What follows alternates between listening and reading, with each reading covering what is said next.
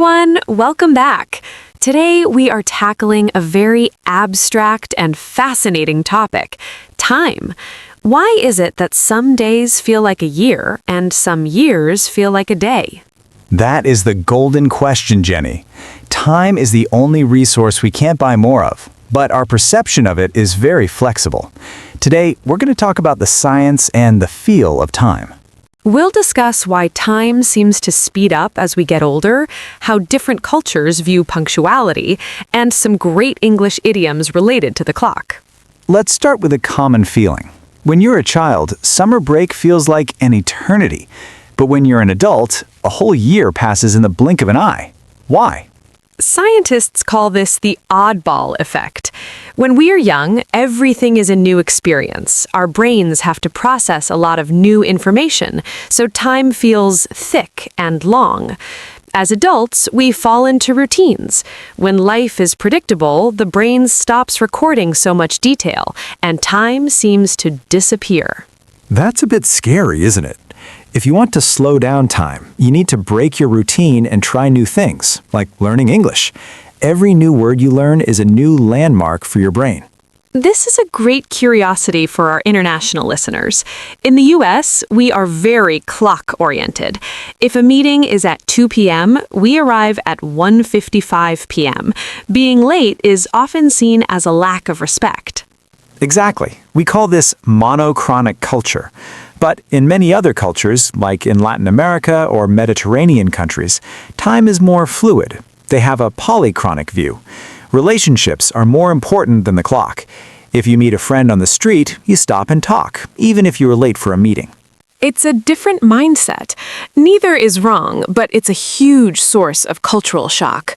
In English, we have the expression, time is money, which really shows the American perspective on productivity. Let's give our B2 students some advanced tools. One of my favorites is to kill time. It means you are doing something unimportant just because you are waiting for something else. I'm just killing time until my flight leaves. And what about in the nick of time? That means at the very last possible moment. I submitted my project in the nick of time. There's also to make up for lost time. This is great for English learners who feel they started too late. You can work harder now to make up for the lost time in the past. At the end of the day, our desire is usually to have more time, but maybe the secret is to have more moments. In 2026, we are all so busy. We're always pressed for time. I agree. Being pressed for time, meaning you're in a rush, is a modern disease. My advice, sometimes you need to take your time. Don't rush your English progress. Enjoy the process of discovery.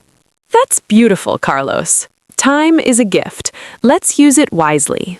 We can't talk about time without mentioning the thief of time, procrastination. Jenny, why do we put things off even when we know they're important? To put something off is such a common phrasal verb. It means to delay doing something. Usually, it's not because we are lazy, but because we are anxious. We are afraid that the task, like studying a difficult English lesson, will be too hard. That's a great insight. We are not avoiding the task, we are avoiding the feeling. But in 2026, we have so many distractions. We say, I'll just check Instagram for a minute, and suddenly an hour has slipped away. When time slips away, it disappears without you noticing. On the positive side, there's a state where time disappears because you're so happy and focused. Psychologists call this the flow state. I love being in the flow. It happens when you are doing something that challenges you just enough. You lose your sense of self and your sense of time.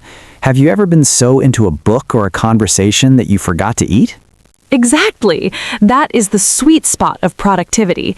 If our listeners can find flow while practicing English, maybe by watching a movie they love or writing in a journal, the learning process stops being a struggle and starts being a joy. Finally, let's talk about quality time, especially in our relationships and friendships. In the digital age, we are often physically present, but mentally somewhere else. We call that being phubbing, ignoring the person in front of you to look at your phone. It's a terrible habit. Quality time means being present in the moment. It's better to spend 10 minutes of true, focused connection with a friend than 2 hours of sitting together while looking at screens. This applies to English too. 10 minutes of deep, focused listening to this podcast is more valuable than 2 hours of English background noise that you aren't really hearing. It's about the desire to be fully there. Thank you for spending your precious time with us today. It means a lot. Subscribe for more deep dives into the English language and the human mind. And tell us, does time feel like it's moving fast or slow for you lately? Why? We'll see you in the next episode. Bye-bye. See ya!